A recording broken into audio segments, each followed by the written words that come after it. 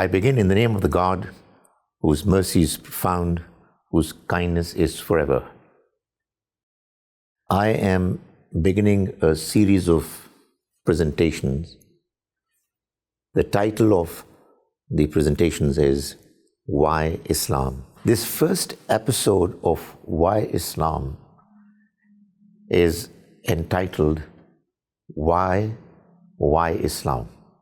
In other words, I will try to explain to you why is it that I have chosen this particular title for introducing the concepts of Islam that I believe need to be clearly understood by people who would want to know Islam, either as non-Muslims or even as Muslims who are not as yet fully convinced about Islam. The story begins when I was young, from that period. As a teenager, I was not particularly interested in the religion that I got from my birth. I was a born Muslim, but I had very little interest in Islam. My family was not particularly religious. My mother was religious, but not my father. In the surroundings, I found most people I interacted with were not into religion in a big way. I found it difficult to continue with the pleasures of life, the excitements that life had to offer to me, to continue to enjoy them and also be religious. So I found religion and attachment to religion an impediment, an obstacle in the way of freely enjoying whatever life had to offer to me. But then it so happened that when I was not as yet 19, my father died all of a sudden. I was so emotionally attached to him, strongly, that his death was something that caused me to revisit my understanding of life. For a short while, I was not interested in living anymore. There was only one question that I was obsessed with. And the question was, has my father perished? Is he gone forever, eliminated from existence? Or is it that he has been transferred to a different world, as religious people say? So I started reading the Quran. Why? Because obviously that was the first source, the immediate source that was available to me for me to be able to find an answer to this question. I think the trick had already been done because of my willingness to understand the Quran, my keenness to know the answer to the question, where has my father gone? I discovered a new world. How did I discover it? What phases did I go through? What difficulties did I have? All these questions are hopefully going to be covered in this series of lectures. I was doing my Bachelor of Commerce degree when I converted. I transformed into a religious person. And obviously, to begin with, I was keen to learn about religion, no matter wherever from I would get information about it. However, I continued to study commerce and then business administration. And after having done my MBA from the Punjab University, I did a few jobs here and there, and then finally ended up in the teaching profession. I was employed as a lecturer in the Department of Business Administration, Punjab University. I wanted to be a good teacher only because I wanted my students to learn about Islam, even though I was not teaching them anything about Islam. But it so used to happen that I would take keen interest in teaching the courses that were assigned to me, like business communication and report writing, economics, at times business law as well, etc. But while I used to be teaching those subjects, I would be interested in those students in particular who would also take interest in a class, weekly class that I would take. Obviously, that class would not be mandatory, but I would always make sure that when students come to the university, they are offered one weekly class that they could join if they would wish to. The title was Islamic Orientation. Then it so happened that I got the opportunity of going for doing my Ph.D, which I did from the University of Wales, and I chose Islamic banking. In fact, it was a critique on Islamic banking that I wrote as a consequence of the research that I did. The idea was not quite as much to be able to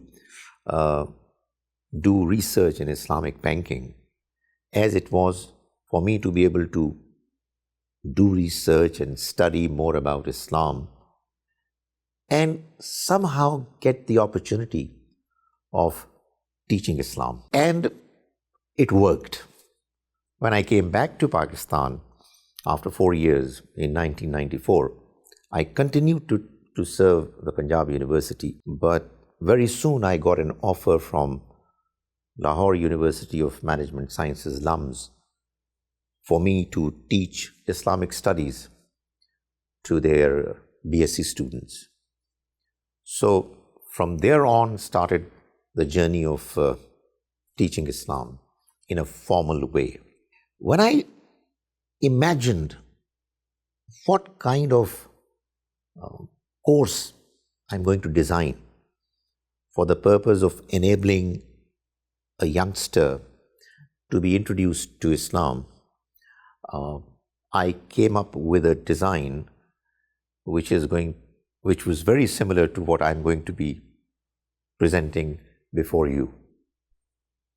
I felt that the most important area of concern for all intelligent youngsters is to be able to get answers to their questions. So when I was designing the course, I was really interested in letting the contents of the course include the kind of teachings of Islam which would help students to know that the message of God is actually answering their questions. I kept on telling my students whenever I would have a new class that in this particular course, you will get answers to the question why. And the reason why this is going to happen is, well, there are two reasons. One reason is that as intelligent human beings, we want to get answers to the questions that come to our mind. Why does Islam say this? Why is it that we have been asked to do certain things like that? What is the reason behind believing in certain things, etc.? So, in order for somebody to be convinced about a certain point of view, he or she needs to get answers to the questions that are bothering the mind. But I would tell my students right at the beginning that the other reason why in my course they would find answers to the question why is that that's what the Quran does. I mean, the Book of God answers questions. The questions that come to your mind are answered by the Quran. So I'm not going to do anything on my own. I'll be just presenting what the Quran says. That's what has led me to now feel very strongly that it needs to be put across to a bigger audience. My conviction is that if we are prepared to present the contents of Islam the way they have been presented, through the arguments that the Almighty Himself presents in a proper way, in the contemporary languages which people understand, there is no way you can stop the message of Islam from spreading. Now, when I say that the message is going to spread, I don't mean that people are going to convert to Islam in large numbers necessarily. Honestly, I never think it to be a target, an objective. It could be an end result, a consequence. But my purpose is, our purpose should be, anyone who wants to serve the message of Islam, his purpose should be to focus on communicating the message of Islam the way it is, politely and patiently listening to the questions, criticisms of others, and then responding to them as academically and politely as possible. There is nobody in this world now who can claim that he or she is receiving message from the Almighty directly. What we are doing now is trying to put across our understanding of what the message says. Therefore, it is absolutely essential that we be humble, polite in our presentations. Why? Because we are ordinary human beings. Why? Because we may not be absolutely right in what we are saying. So we need to continuously review and revisit our understanding and allow others to help us in doing it. And I must also tell you that this journey that I went through was, I was greatly helped, facilitated by my teacher, my mentor, Javed Ahmed Ghamdi sahab.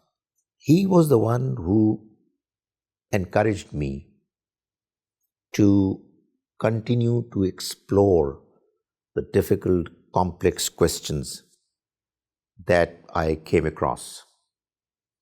I remember a long time ago when I went to him with a complaint, with a fear. I told him that I was very fond of the books of Bertrand Russell. Bertrand Russell was a famous philosopher of 20th century.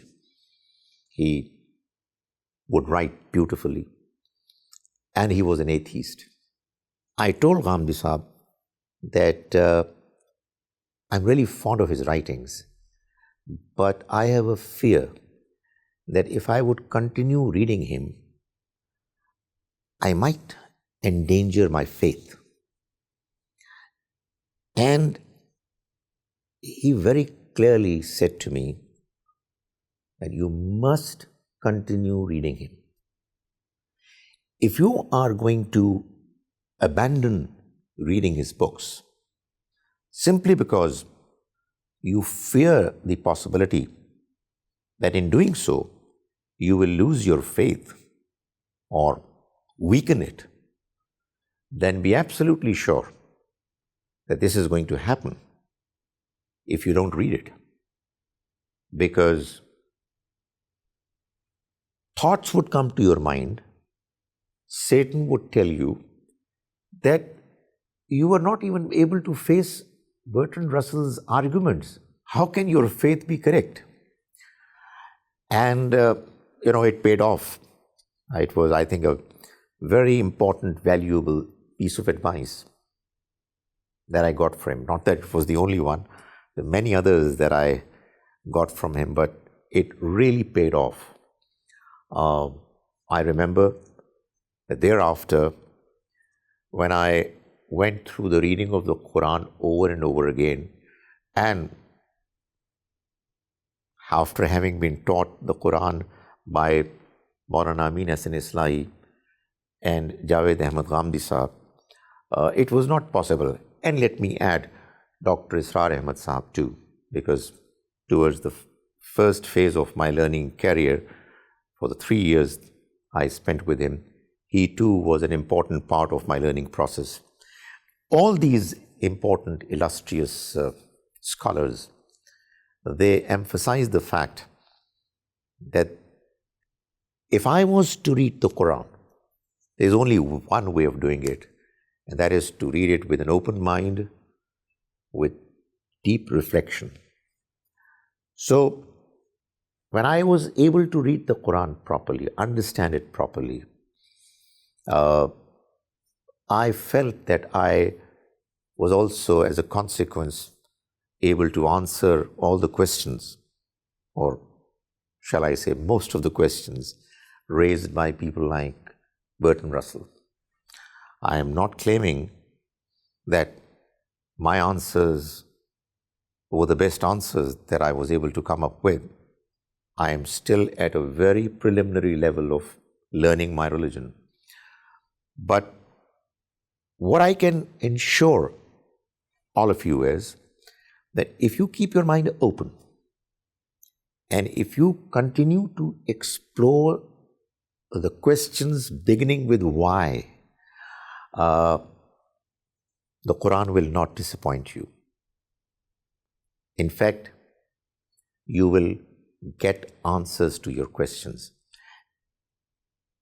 And I firmly believe that what you call belief, what you call faith, is in actual fact the end result of your search for truth and the experience of reading the Quran and then getting answers to the questions that have been bothering you, troubling you. So, I have learned my religion as a consequence of a journey that I went through, and I'm still learning. And I wanted to share some of the ideas that I was able to grasp and understand with a larger audience.